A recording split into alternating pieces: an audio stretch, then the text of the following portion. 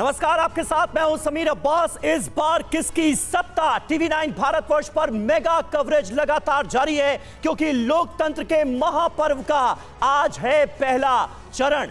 1 घंटे से जारी है पहले चरण का मतदान। 21 राज्यों की 102 सीटों पर इस वक्त मतदान हो रहा है, वोटिंग चल रही है। सुबह 7 बजे से 102 सीटों पर वोटिंग जारी है और इन तमाम सीटों पर मौजूद टीवी 9 भारतवर्ष के संवाददाता आपको पल पल की अपडेट दे रहे हैं। आज 1625 प्रत्याशियों की किस्मत का फैसला होगा। तो हमारे तमाम सहयोगी हमारे साथ मौजूद हैं। निधि वसंतानी जयपुर से हमारे साथ हैं, अंकित भट्ट उधमपुर से हमारे साथ हैं, अभिजीत ठाकुर गढ़वाल से हमारे साथ हैं, गौरव अग्रवाल मुजफ्फरनगर से हमारे साथ मौजूद हैं, रवि मिश्रा सहारनपुर से इस वक्त हमारे साथ लाइव जुड़ रहे हैं और स्टूडियो में खास मेहमानों का एक बड़ा पैनल हमारे साथ मौजूद है। ज्योति मल्होत्रा वरिष्ठ पत्रकार हमारे साथ हैं, अक्कू श्रीवास्तव जी लगातार हमारे साथ बनी हुई हैं, समीर चौगांवकर जी हमारे साथ मौजूद हैं और कई खास मेहमान हमें धीरे धीरे करके ज्वाइन करेंगे। अक्कू श्रीवास्तव जी, ये वेस्टर्न यूपी में इस बार क्या बदलाव आप देख रहे हैं सियासी तौर पर आरएलडी के पाला बदलने के बाद? वो आरएलडी जिससे समाजवादी पार्टी को, अखिलेश यादव को बड़ी उम्मीदें थी। देखिए, निश्चित रूप से आरएलडी के पाला बदलने के बाद भारतीय जनता पार्टी वहाँ मजबूत हुई है और भारतीय जनता पार्टी के एक्सपेक्टेशन भी बढ़ी हैं। पिछली बार 3 सीटें थी और इस बार 8 में से ये उम्मीद की जा रही है कि 6-7 के आसपास सीटें ये निकाल ले जाएंगे। हाँ। लेकिन कुछ खबरें जरूर आपको ये मिलती रही होंगी कि आरएलडी के कार्यकर्ताओं और भारतीय जनता पार्टी के कार्यकर्ताओं में कुछ भिड़ंत हुई है। हाँ। लेकिन वो बहुत उसका बड़ा व्यापक असर नहीं है देखने को मिल रहा है। उसका पॉजिटिव असर जरूर ज़्यादा नज़र आया है और आरएलडी का एक अपना वोट बैंक है, जाट वोट बैंक है और उस जाट वोट बैंक में का एक बड़ा हिस्सा बीच में भारतीय जनता पार्टी से नाराज़ रहा है। बीच में कुछ ये खबरें भी रही हैं कि वापस कहीं ना चले जाएं अपने जयंत चौधरी, लेकिन फाइनली वो वहाँ रहे और वो शिद्दत से रहे। भारतीय जनता पार्टी ने भी चौधरी चरण सिंह को जो भारत रत्न दिया तो उसका भी एक बड़ा असर रहा और वो खुद जयंत चौधरी ये कहते हुए नजर आए कि अब मेरे पास कहने के लिए बचा क्या है। और वो अनिर्णय के शिकार अखिलेश यादव जो अनिर्णय की स्थिति में रहे हैं उसको लेकर के वो उनकी बाद में उन्होंने, पहले तो कुछ नहीं, बाद में उन्होंने खुलेआम उसकी निंदा भी की कि इसकी वजह से मैं और मेरे कार्यकर्ताओं का जो मुझे ध्यान रखना चाहिए था वो नहीं कर पाया, लेकिन फाइनली वो सही जगह पर आ गए हैं, ये उनका कथन रहा है। बिल्कुल। गौरव अग्रवाल मुजफ्फरनगर से हमारे साथ मौजूद हैं। गौरव, ग्राउंड पर वो समीकरण जिनका हम यहां स्टूडियो में जिक्र कर रहे हैं, कितना असर आपको नजर आ रहा है? और आरएलडी के एनडीए में खेमे में जाने के बाद क्या स्थितियां दिखती हैं? ये बहुत इंटरेस्टिंग सवाल है समीर, और जो अक्कू जी बोल रहे थे बिल्कुल वो जमीन पर आप समझिए इस बात को। देखिए, मिशन 400 को अगर पूरा करना है तो उत्तर से लेकर दक्षिण तक सारी सीटें अहम हैं। हाँ। लेकिन ये जो यूपी की जो 8 सीटें हैं पहले चरण की, ये इसलिए और ज्यादा अहम है क्योंकि इसमें से केवल 3 सीटें बीजेपी पिछली बार जीत पाई थी और उस मुजफ्फरनगर, कैराना और पीलीभीत, और उसमें से भी मुजफ्फरनगर बहुत टाइट थी सीट, केवल 6500 वोटों से संजीव बालियान इस सीट को निकाल पाए थे। और अब क्योंकि आरएलडी इस बार उनके साथ है, सीटें केवल 2 हैं उनके पास, बिजनौर और बागपत। बिजनौर आज वोटिंग है, लेकिन ये केवल 2 सीटों का नहीं बल्कि ये वेस्ट यूपी की 23 से 24 सीटों पर के लिए बहुत अहम है क्योंकि वो जो आरएलडी का वोट बैंक है, वो जो चाहे जाट हो, चाहे किसान हो, चाहे वो यहाँ का जो गांव देहात का वोट बैंक हो, वो बीजेपी के लिए बहुत फायदेमंद हो सकता है। ये बहुत स्ट्रैटेजिक बनाकर अलायंस किया गया है और इसका असर अब क्या होगा ये आने वाला वक्त बताएगा, रिजल्ट बताएंगे। मैं यहाँ पे कुछ लोग हैं उनसे भी बात कर लेता हूँ जो यहाँ पर लाइनों में खड़े हैं। क्या नाम है आपका? मुकेश। आप यहाँ पर वोट डालने आए हैं, क्या लगता है इस बार क्या मुद्दे आपके लिए सबसे ज्यादा यहाँ पर है? सेफ्टी। और सेफ्टी की बातें हो रही हैं? हाँ, बिल्कुल हो रही है। सेफ है, हम लोग सेफ हैं सभी। आपका क्या नाम है? शाहिद। क्या है मन में जब वोट डाल रहे हैं? मन में साफ मन है हमारा। क्या मुद्दे क्या है? मुद्दे वोट देंगे, अपने उससे वोट देंगे। आपका क्या नाम हुआ? मोहम्मद असजद। वोट डालने के लिए सबसे बड़ा मुद्दा आपके लिए मुजफ्फरनगर में क्या है? सेफ्टी के नाम पर सेफ्टी। आप भैया, आपका क्या नाम है? मोहम्मद दिलशाद। आपके लिए क्या मुद्दा है यहाँ मुजफ्फरनगर में? मुजफ्फरनगर मुद्दे हैं सारे। मुजफ्फरनगर में है क्या मुद्दों के अलावा? है किसी को सेफ्टी नहीं है, कुछ नहीं है। आपने कर दिया सर, आप तो बतला ही रहे थे अभी कि 400 सीट पार करनी है, और हम लोग क्या बतलाएंगे, हमारे पास क्या बतलाने। आप बताइए बाबा, आपका क्या कहना है? आपने तो बड़े चुनाव देखे होंगे, पिछली बार आरएलडी अलग थी, इस बार आरएलडी बीजेपी के साथ गठबंधन में है, इस बार समाजवादी अनिल पार्टी और बलूनी कांग्रेस का क्या कह गठबंधन रहे हैं? आइए है, देखते पिछली बार हैं। आरएलडी उनके साथ थी, एसपी भी। लग रहा है यहाँ पर परीक्षा की घड़ी मानते हैं? देखिए, कहीं कोई मुकाबला नहीं है, पूरे लोग मन बना चुके हैं, और मैंने अपने जीवन काल में ऐसा चुनाव नहीं देखा कि जो चुनाव एक तरफा चुनाव हो, और लोगों ने पहले से ही मन बना रखा था। जैसे ही हमारी पार्टी को सिंबल, हमारे झंडे को देखते थे, सब लोग कहते थे अब की बार 400 पार। पहाड़ के मतदाता इस बार रिकॉर्ड मतदान करेंगे? 100% पूरा मतदान करेंगे, और देश को विकसित बनाने का जो मार्ग है उसको प्रशस्त करेंगे। बहुत धन्यवाद। बहुत बड़ी खबर, इजराइल का ईरान पर बड़ा हमला। इस वक्त की बड़ी खबर, ब्रेक करिए जरा। इजरायली मिसाइलें ईरान के ठिकानों पर गिरी। ईरान के इस्फहान एयरपोर्ट पर धमाके की आवाज, और इसी बीच ईरान में करीब 8 फ्लाइटें जो है वो डाइवर्ट कर दी गई हैं। ईरान का कुछ इलाकों का एयर स्पेस क्लोज कर दिया गया है। इराक, दक्षिण सीरिया में भी हमले की खबर आ रही है।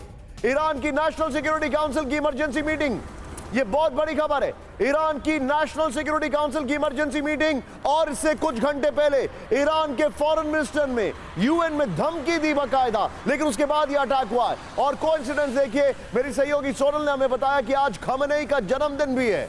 सीधे मैं चलूंगा, मनीष झा मेरे साथ है। मनीष, वेरी क्विकली, क्या बदले की शुरुआत हो गई है? बिल्कुल, देखिए ऐसा लग रहा है कि बदले की शुरुआत हो गई है। 13-14 अप्रैल को जो ईरान की तरफ से 350 से अधिक मिसाइलों और ड्रोन से हमला किया गया था, उसका बदला इजराइल की तरफ से शुरू हो गया है। कम से कम आज जब ईरान के supreme leader Ayatollah Ali Khamenei का जन्मदिन है, तो लगता है कि जन्मदिन के तोहफे के तौर पर इजराइल की मनीष, एक इंफॉर्मेशन आ रही है, करेक्ट करिए अगर मैं गलत हूं, ये जो हमला हुआ है ये it is very close to their nuclear site, क्या ये बात सही है? जी हाँ, बिल्कुल। देखिए, ईरान का शहर है इस्फहान शहर, तेहरान के बाद दूसरा सबसे बड़ा शहर है, और वहां पर नतांज न्यूक्लियर बेस मौजूद है, न्यूक्लियर प्लांट मौजूद है। इसके अलावा वहां पर 8th डिवीजन जो IRGC का एयरफोर्स है उसका हेडक्वार्टर है, और जिस हेडक्वार्टर के जरिए इजराइल पर हमला किया गया था। तो इजराइल ने ईरान के उन इलाकों में, इस्फहान के उन इलाकों में हमला किया है जहां पर कि ईरान का न्यूक्लियर प्लांट है, और जहां पर IRGC के जो एयरफोर्स का मनीष बी विद मी, एक बड़ा अच्छा इत्तेफाक है कि मेरे साथ यहाँ पर ज्योति मैम यहाँ पर बैठी हुई हैं। हम सबको अपने अर्ली डेज याद हैं जब ये तब भी वेटरन थी, अभी भी हैं। Jyoti ma'am, very quickly your take, Iran के ऊपर अटैक जो शुरू हुए। देखिए, जो सबसे पहले मैं ये कहना चाहूँगी कि भारत की जो विदेश नीति है, it is a very middle of the road foreign policy. एक तरफ इजराइल के साथ भारत के बहुत अच्छे, माय टेक इज कि इजराइल का ये जो अटैक है, how do you view this right now, purely from the perspective of Israel and Iran? Israel को ये जो अटैक क्योंकि नेतन्याहू इजराइल के प्राइम मिनिस्टर हैं, तो ये ऐसा नहीं हो सकता था कि वो अटैक नहीं करते। लेकिन इससे क्या होगा, और आपने ये भी देखा है और आपने ये भी पढ़ा सुना है कि अमेरिका ने भी कहा था इजराइल को कि हम आपका समर्थन नहीं करेंगे कि अगर आप रिटेलिएट करेंगे ईरान को लेकर। लेकिन अब ईरान ज़रूर रिटेलिएट करेगा। तो अब ये जो पूरी जो अब जो यूएस, खास करके यूएस और यूरोप, ये बड़ा महत्वपूर्ण है। आप कह रही हैं कि ईरान अब जरूर रिटेलिएट करेगा, और ईरान की तरफ से पहले ही धमकी दी जा चुकी थी निशांत इजराइल को कि अगर इजराइल की तरफ से रिटेलिएशन हुआ तो इसका बहुत करारा जवाब दिया जाएगा। देखना होगा 5 दिन के अंदर इजराइल ने जवाब दिया है। अलग अलग पोलिंग बूथ पर हमारे सहयोगी मौजूद हैं। निधि के मैं वापस जाऊंगा। अब मुझे बताइए क्या हाल है जयपुर का? देखिए निशांत, मैं आपको बता दूं, बस कुछ ही मिनटों का इंतजार और भजनलाल शर्मा जो मुख्यमंत्री हैं राजस्थान के, वो आने वाले हैं अपना वोट कास्ट करने। जयपुर की जो शहरी सीट है, मैं इस वक्त यहाँ पर हूँ और 1 घंटा हो चुका है वोटिंग को। ज़बरदस्त उत्साह लोगों में देखने को मिल रहा है। आइए मैं जल्दी से कुछ जो मतदाता हैं यहाँ पर जो मत देने आए, अपने मताधिकार का प्रयोग करने आए, उनसे बातचीत करती हूँ। यहाँ पर बुजुर्ग मतदाता भी हैं। क्या नाम है आपका? राम गोपाल। क्या मुद्दे लेकर मन में क्या चल रहा है और वोट डालने आए? सब लोगों को स्वास्थ्य सुविधा मिलनी चाहिए, शिक्षा की सुविधा मिलनी चाहिए, रोजगार मिलना चाहिए। अभी मिल रहा है? अभी कहाँ मिल रहा है, बंद पड़ा है अभी इन दिनों में। तो अभी नहीं मिल रहा है। एग्जाम भी होते हैं तो बापड़े डोलते ठीक है, पेपर लीक का मुद्दा बहुत बहुत ज्यादा रहा राजस्थान में, तो क्या वो मुद्दा है? नहीं है। विधानसभा और लोकसभा के मुद्दे एक होते हैं या अलग अलग होते हैं? अलग अलग होते हैं। अलग अलग होते हैं। तो आपको पता है, जहन में है कि इस बार लोकसभा के मुद्दे लेकर आ रहे हैं? हाँ बिल्कुल, लोकसभा के मुद्दे। तो पेपर लीक का मुद्दा कितना बड़ा है? मैम पेपर लीक का मुद्दा भी है ही है, आप बताएंगे? जी, पेपर लीक का मुद्दा तो चल ही रहा है। और लेकिन वैसे विकास के पैरामीटर्स पर कहाँ आप देखते हैं जयपुर शहरी सीट? विकास तो अब स्टार्ट होगा मैडम। अब स्टार्ट होगा तो अभी 2019 से कुछ नहीं हुआ, वो हो रहा है, वो धीरे धीरे स्पीड में बड़ा ठीक है। मुकाबला basically Nishant BJP versus Congress है, लेकिन 28 प्रत्याशी आवास यहाँ से खड़े हुए हैं, कांग्रेस के नेता हैं, उनके सामने हैं मंजू शर्मा बीजेपी की। 71% पिछली बार वोटिंग हुई थी जयपुर की अगर बात करें, लेकिन हमने थोड़ी देर पहले आपको रामपुर दिखाया था और रामपुर में हमें याद है क्या टफ फाइट दी थी एक जमाने में मुख्तार अब्बास नकवी ने। हालांकि वो वहां से हार गए थे, लेकिन अब सीधे चलते उनसे बातचीत की हमारे सहयोगी पंकज झा ने।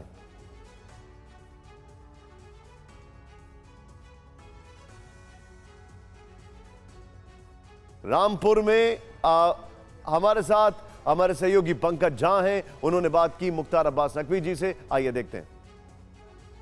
अब वोट डालने हर बार यहाँ रामपुर पे चले आते हैं।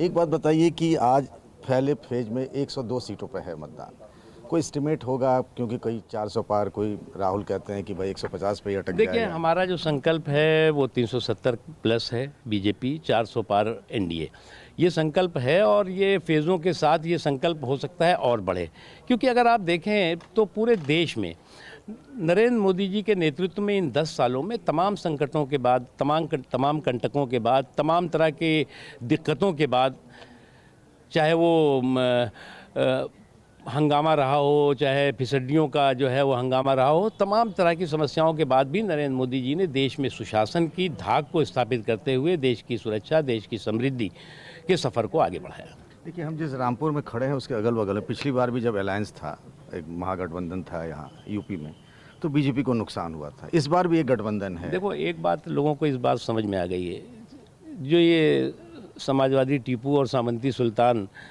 की संविदा की सरकार का जो सपना है, वो सपनों का सुपड़ा साफ होगा। मैं इसलिए कह रहा हूँ, समाजवादी टीपू और सामंती सुल्तान ये संविदा की सरकार, कॉन्ट्रैक्ट की सरकार चाहते हैं कि भैया 6 महीने वो हो जाएंगे, 5 महीने वो हो जाएंगे, 8 महीने वो हो जाएंगे, 10 महीने। आज जो है वो देश जो है वो कॉन्ट्रैक्ट की सरकार नहीं, परफेक्ट सरकार चाहता है।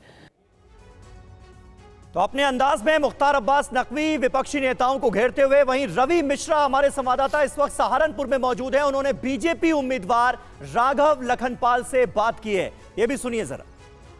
हमारे साथ इस वक्त देखिए सहारनपुर से बीजेपी के उम्मीदवार राघव लखनपाल मौजूद हैं, मतदान करके आ चुके हैं। सर, क्या बदला इस बार, क्या लग रहा है, क्या हवा है इस बार? हवा पूर्ण रूप से मोदी जी के पक्ष में है और जो हमारा नारा है अब की बार 400 पार, वो आप देखिएगा पूर्ण होगा 4 जून को। मुकाबला आप मान रहे हैं, क्योंकि कोई कह रहा है त्रिकोणीय है, कोई कह रहा है सीधे इमरान मसूद से टक्कर है। पिछली बार के नतीजे, इस बार के जो रुझान दिखाई दे रहे हैं आप लोग को, क्या आप देख पा रहे हैं? मुकाबला नहीं है जी, ये देखिए चुनाव में वो तो रहेगा ही कि प्रतिस्पर्धा तो होगी, बहरहाल क्योंकि हम इतना आगे हैं तो उसको मुकाबला कैसे कह सकते हैं। इमरान मसूद का 2014 का एक बयान था, राष्ट्रीय सुर्खियां बना था, और अब हम देख रहे हैं कि मतदान के 2 दिन पहले राम राम जप रहे थे। क्या बदल गया? मतलब आप इसको कैसे देखेंगे? कुछ लोगों के लिए राजनीति जो है वो एक कलाकारी का साधन है या लोगों को बरगलाने का साधन है, अपना व्यक्तिगत हित सिद्ध करने का साधन है। और फिर कुछ ऐसे हैं नरेंद्र मोदी जी जैसे और भारतीय जनता पार्टी के कार्यकर्ताओं जैसे, जिनका केवल और केवल एक ही लक्ष्य है और राजनीति में रहते हुए एक ही काम करना चाहते हैं, वो है लोगों के जीवन में परिवर्तन लाना, जनता के लिए काम करना, राष्ट्र हित में सोचना। बहुत सारे लोगों से हमने बात की तो वो कह रहे हैं कि सहारनपुर में मतदान पोलराइजेशन के जरिए ही पार्टियां कराना चाह रही हैं। आप क्या मानते हैं? क्योंकि आप लोग एक डेवलपमेंट की बात कर रहे हैं, नरेंद्र मोदी के चेहरे की बात कर रहे हैं, योगी सरकार के कामकाज की बात कर रहे हैं। जी, हम हमेशा वही बात करते हैं। जो लोग ये पोलराइजेशन या फिर जातिगत रूप से या धर्म के आधार पर लोगों में विभाजन करना चाहते हैं, उनकी राजनीति अलग है, लेकिन जनता ऐसे लोगों को और ऐसी पार्टियों को नकार चुकी है। लेकिन आपको इस बार चुनौती देने के लिए सपा और कांग्रेस एक साथ मैदान में? नहीं, आपको लगता है कोई चुनौती है? वो 4 जून को आपको पता चल ही जाएगा। वो चुनौतियां तो उन्होंने कई बार सपा वालों ने अलायंसेस करके दी हैं और ऐसा उसका कोई असर नहीं। तो आप मान रहे हैं कि मुकाबला त्रिकोणीय या दो तरफ नहीं है, एक तरफा मामला चल रहा है? मुकाबला सेकंड और थर्ड के लिए उन लोगों में आपस में है। बीजेपी बहुत आगे है। तो उधर ही बता दीजिए सेकंड थर्ड कौन आने वाला है? अब ये 4 जून को पता चल ही जाएगा। सहारनपुर में पिछली बार बीएसपी के जो उम्मीदवार थे वो जीते थे। इमरान मसूद सपा बसपा से होते हुए अब पहुंचे हैं कांग्रेस में। मुकाबला कड़ा होगा, लेकिन इस बार एक बहुत स्टार कैंपेनर, एक बहुत स्टार तमिलनाडु में निकलकर सामने आया। उनका नाम है, इस वक्त उनसे बल्कि बातचीत की हमारे सहयोगी कुमार कुंदन ने अन्नामलाई से।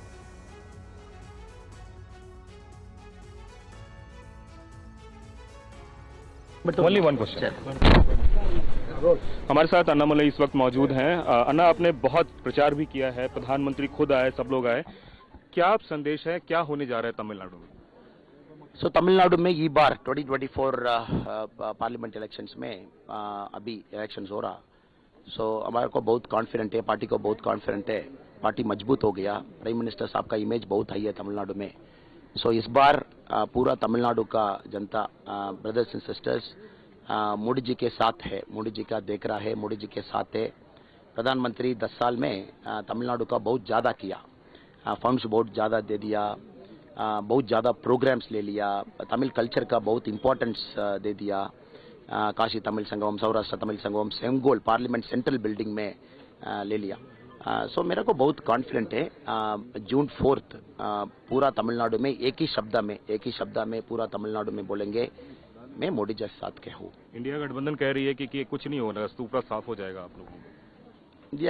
इंडिया गठबंधन तमिलनाडु में इंजन फेलियर होगा।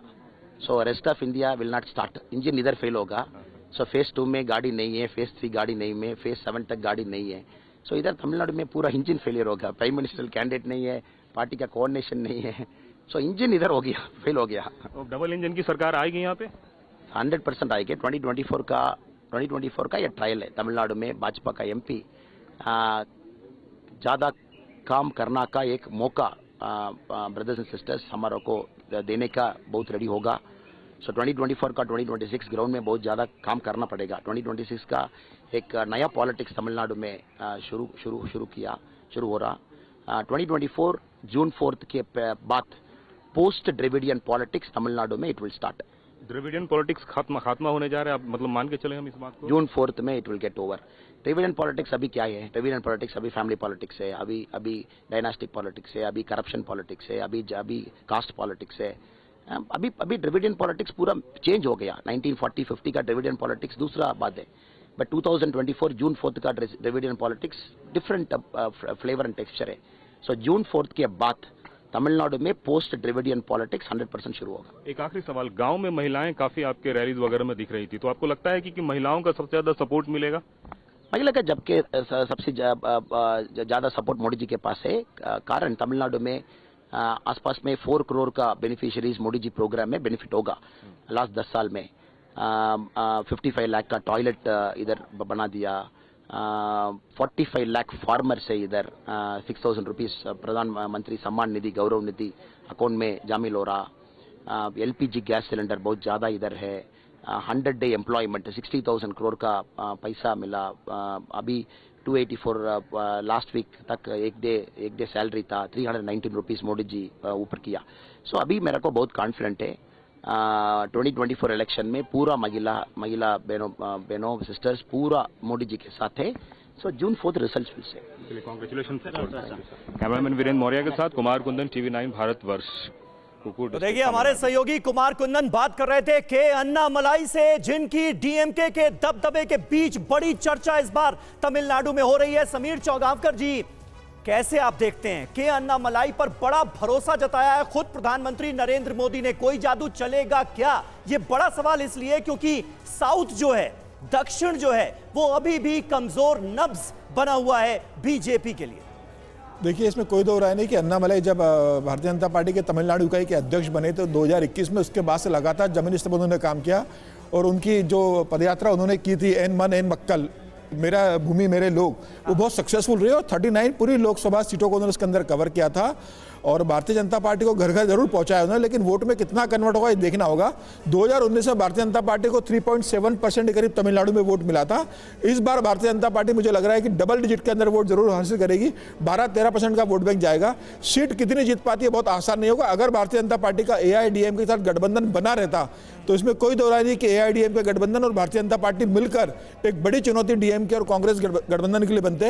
अब चूंकि AIADMK भारतीय जनता पार्टी के साथ नहीं है, हालांकि PMK भारतीय जनता पार्टी के साथ है, TT दिनाकरन भारतीय जनता पार्टी के साथ है, TMC वहाँ की जो एक लोकल यूनिट है तमिल मनीला कांग्रेस, वो वहाँ उनके साथ है। मुझे लग रहा है इसके बाद भारतीय जनता पार्टी बेहतर प्रदर्शन करेगी, लेकिन मुझे लगता है एक सीट भारतीय जनता पार्टी तमिलनाडु में जीत सकती है। थोड़ा सा रोकेंगे। अनिल बलूनी जी जो इस बार चुनाव लड़ रहे हैं, क्या हाल है, कितने कॉन्फिडेंट है? हालांकि उन्होंने पहले ये कहा कि ऐसा तो मैंने कभी चुनाव ही नहीं देखा जहां पूरा वन साइडेड है। आइए देखते हैं उन्होंने क्या कहा।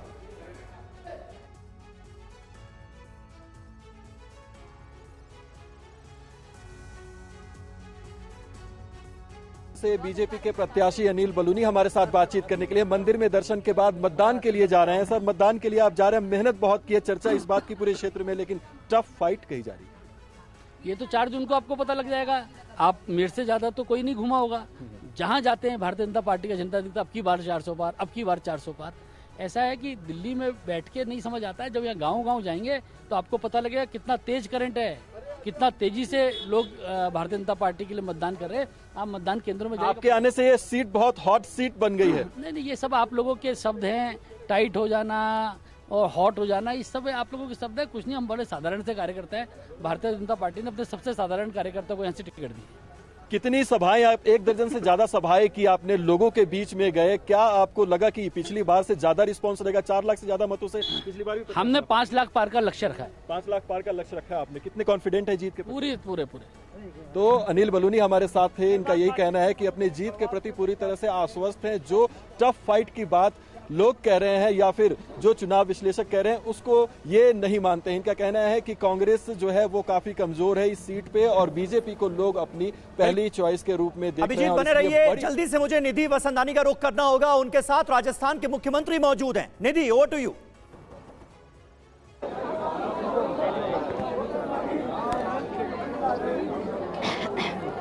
देखिए ये तस्वीरें, निधि वसंदानी हमारी संवाददाता इस वक्त यहीं पर मौजूद हैं। जयपुर शहरी सीट जहां पर भजन लाल, राजस्थान के जो चीफ मिनिस्टर हैं, मुख्यमंत्री, वो अपने परिवार के साथ वोट डालने के लिए पहुंचे हुए हैं। ये सीधी तस्वीरें हम आपको वहां से दिखा रहे हैं। निधि वसंदानी हमारे साथ मौजूद हैं। निधि, बता सकती हैं आप इस वक्त क्या चल रहा है वहां?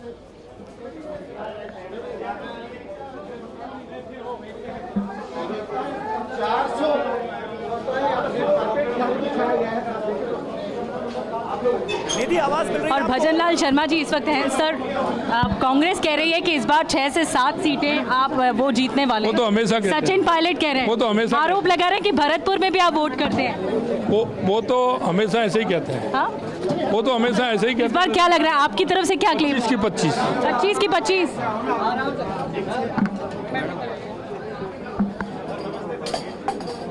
देखिए राजस्थान के मुख्यमंत्री एक बार फिर दोहराते हुए कि इस बार राजस्थान की 25 में से 25 सीटें हम फिर जीतेंगे। सीएम भजन लाल शर्मा को आपने देखा, हमारी संवाददाता निधि वसंदानी के साथ वो मौजूद थे, अपना वोट डालने के लिए पहुंचे और एक बार फिर ये दावा किया कि 25 की 25 सीटें बीजेपी जीतने जा रही। निधि इस वक्त हमारे साथ है, लेकिन सीधे हमारे साथ स्टूडियो में आ गए हर्षवर्धन जी भी।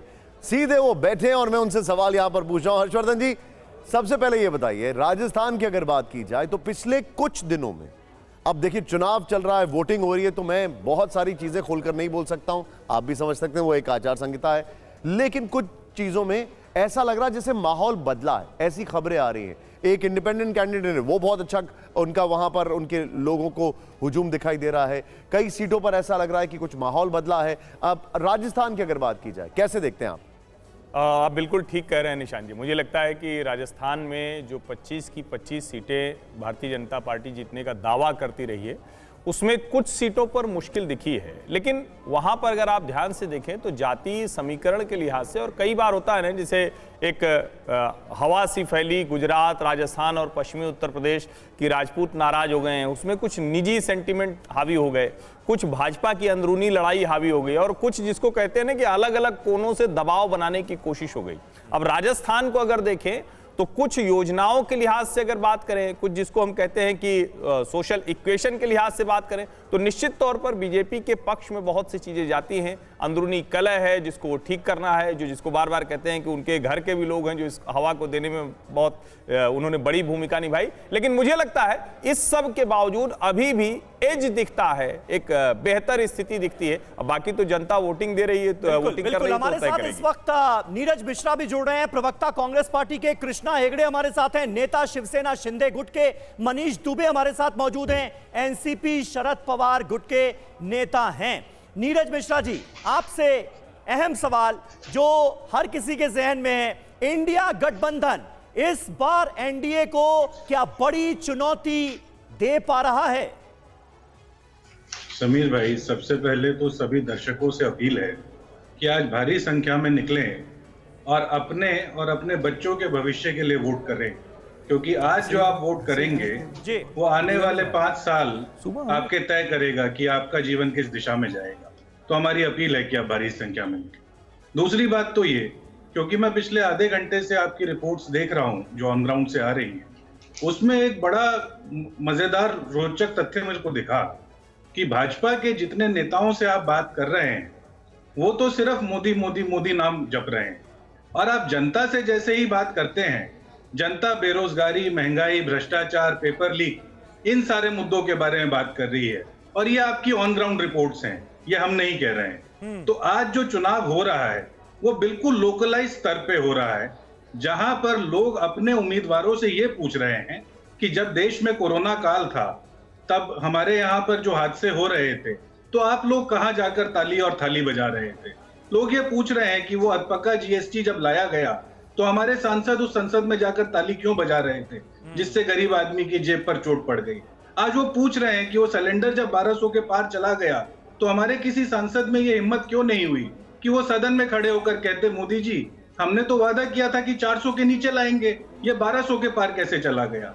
तो जनता के जो सवाल हैं और भाजपा के नेताओं के जो जवाब हैं उसमें एक बड़ा स्टार्क डिफरेंस है। इसलिए दिखता है कि आज जो इंडिया गठबंधन पहली नौकरी पक्की देने की बात कर रहा है, जो आपके जीवन में सहूलियत लाने की बात कर रहा है, उसके पक्ष में एक माहौल दिख रहा है जो आपकी ऑन ग्राउंड रिपोर्ट बता रही है। जी, आप ये बात सही कह रहे हैं कि भाई महंगाई, बेरोजगारी ये एक बड़ा मुद्दा है, लेकिन तमाम सर्वेज जो हुए, जो ओपिनियन पोल हुए, वो इस बात की तरफ इशारा करते हैं कि आम जनता इन मुद्दों को मुद्दे मान रही है, लेकिन फिर भी भरोसा नरेंद्र मोदी के चेहरे पर है।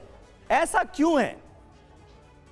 समीर भाई, मैंने तो आपके सर्वेज भी देखे हैं जी। लगभग देश की 70% आबादी आज बेरोजगारी और महंगाई के बारे में कहती है कि उसकी वजह से उनका जीवन जो है वो बड़ा विफल सा हो गया है, और उसके पीछे का जिम्मेदार भी वो केंद्र सरकार को मानती है।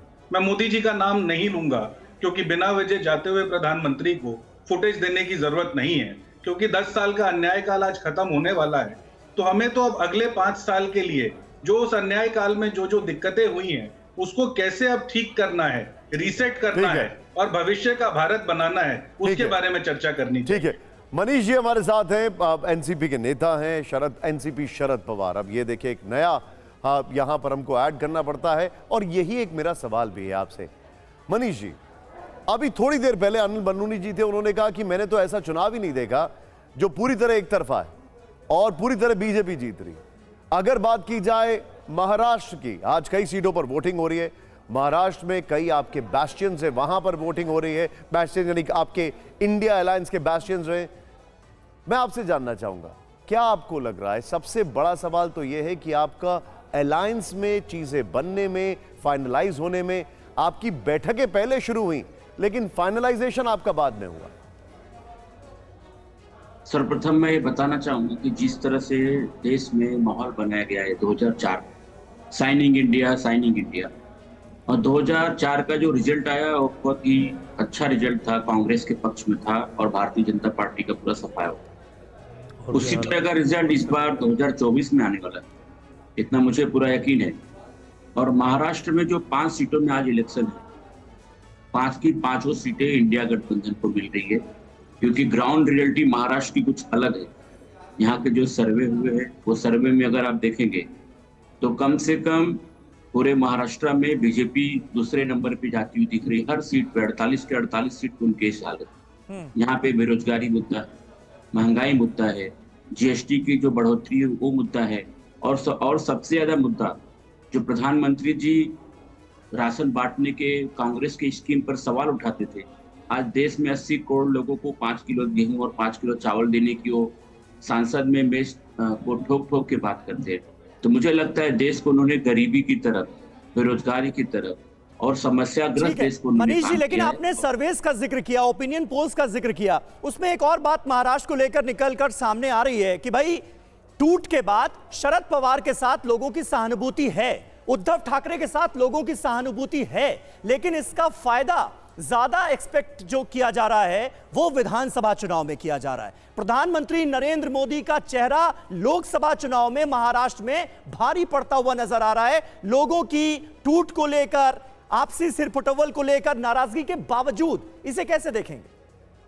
देखिए, जो हमारे नरेंद्र मोदी साहब का जो चेहरा है, जब देश में या तो पूरी दुनिया में एक आदमी के चेहरे के ऊपर कोई युद्ध होता है, कोई जंग छिड़ी जाती है या तो चुनाव होते हैं, तो जब वो आदमी फेलियर होता है, नरेंद्र मोदी साहब बहुत अच्छा उन्होंने काम किया, उनको ऐसा लगता है। लेकिन जब गरीब झोपड़पट्टी में रहने वाले आदमी को पूछेंगे कि उन्होंने अच्छा काम किया क्या, तो एक 4 काम मुझे बता दीजिए कि हमारे नरेंद्र मोदी साहब के नेतृत्व में पूरे देश में 4 अच्छा काम जो हुआ वो मुझे बता दीजिए, जिससे बेरोजगारी कम हुई हो, जिससे लोगों को रोजगार मिला हो, जिससे लोगों की समस्याएं समाप्त हुई हो।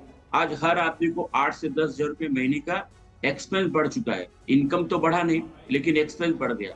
जो 350 रुपए का पर कैपिटा इनकम है देश में, आज हमारे मुंबई शहर में, महाराष्ट्र में जो छोटे छोटे लेबर है उनको भी वो पैसा नहीं मिल रहा है। तो कहाँ देश का विकास हुआ?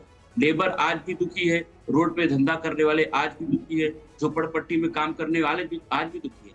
तो उनको कहीं ना कहीं आदरणीय शरद चंद्र जी पवार साहब, उद्धव ठाकरे साहब और राहुल गांधी के नेतृत्व में महाराष्ट्र। तो आपको लगता है ना, यानी कि इंडिया गठबंधन की अगर सरकार बनी तो झटके में गरीबी खत्म हो जाएगी, जैसा राहुल गांधी ने कहा? समीर, हम झटके में जरूर होगी, क्योंकि हमारी सोच 10 लाख का कुर्ता पैजामा पहन के रहने वाली हमारी सोच नहीं है। हमारी सोच एक 400 रुपए का टी शर्ट पहन के और जूता पहन के, आपको रोकूंगा यहाँ पर, किलोमीटर चलने की जो सोच है, हमारे छोटे गरीबों की सोच है।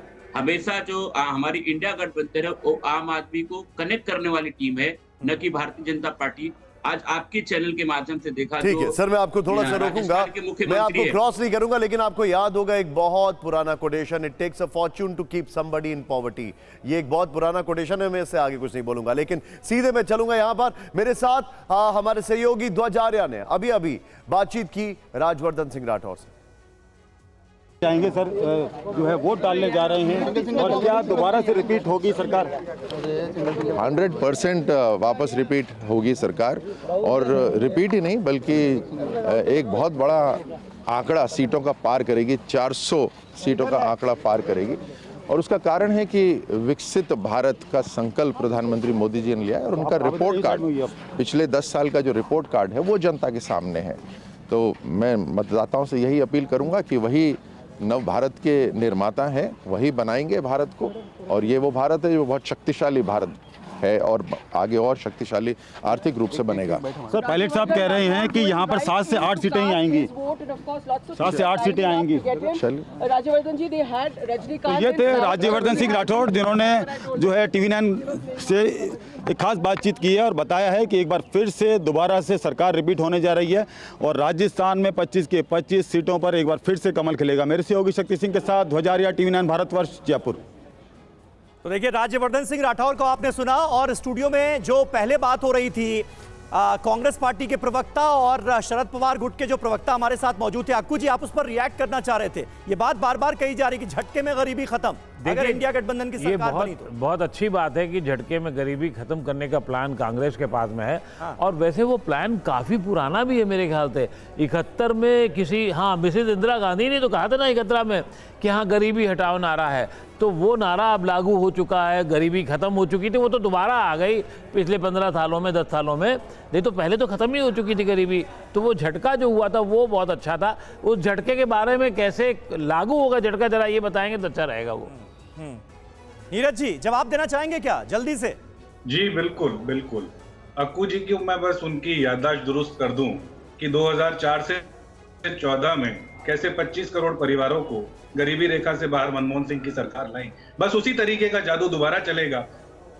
और मोदी जी ने जो 18 करोड़ परिवारों को 2014 के बाद जो दोबारा गरीबी रेखा में भेज दिया, उसको रोकने का काम कर देंगे तो वो जादू और झटका एक ही बार में हो जाएगा। नहीं समीर, थोड़ा सा हमारे जो मित्र हैं वो आंकड़ा गलत कोट कर रहे हैं। 24 करोड़ 50 लाख लोग 2014 से 24 में 10 साल में बताया गया है फैक्ट के तौर पर। बाकी आप ठीक है, आप कहें कि कांग्रेस ने सबको अमीर बना दिया था तो अभी तक आज ये राहुल गांधी को ये कहने की आवश्यकता नहीं पड़ती। 24 करोड़ 50 लाख 2014 से 24 का आंकड़ा है। आंकड़ा दुरुस्त कर लीजिए, वो यूपीए के शासनकाल का नहीं। मैं आंकड़ा वैसे ही दुरुस्त कर देता हूं। आप ये भी कर लीजिए, ये कहिए, इसकी निंदा कीजिए, कहिए कि 80 लाख लोगों को 80 करोड़ लोगों को खाना दिया जा रहा है। अगर इन्फ्लेशन एडजस्टेड बेस प्राइस से हो तो आज 20% का इन्फ्लेशन है इस देश के अंदर। नहीं, तो ये उसी तरीके का नीरज मिश्रा जी, अगर बात गरीबों की हो रही है, गरीबों की बात हो रही है, तो वर्ल्ड पॉवर्टी क्लॉक के जो आंकड़े हैं वो कहते हैं 2011 से 12 में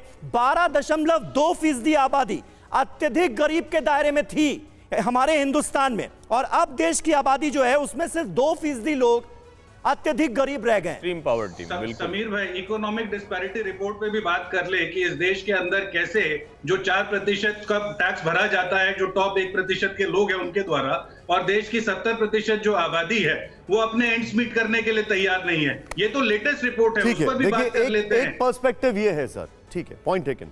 एक पर्सपेक्टिव जो आप बता रहे हैं, एक पर्सपेक्टिव यहां पे हमारे गेस्ट बता रहे हैं, लेकिन इनमें से कौन सी चीज ट्रांसलेट हो रही है? पिछले 10 सालों में क्या ट्रांसलेट हो रहा है at the bottom of the pyramid, जो नीचे एकदम ग्रास रूट लेवल? अगर आपको याद हो, राजीव गांधी जी ने बोला था ग्रास रूट लेवल। वो ग्रास रूट लेवल जब वोट करता है तो आपके जो क्लेम्स हैं वो काउंटर क्लेम्स हो जाते हैं। लेकिन राजस्थान में बीजेपी के विधायक बाल मुकुंद आचार्य भी वोटिंग के लिए जयपुर में पोलिंग बूथ पर पहुंचे।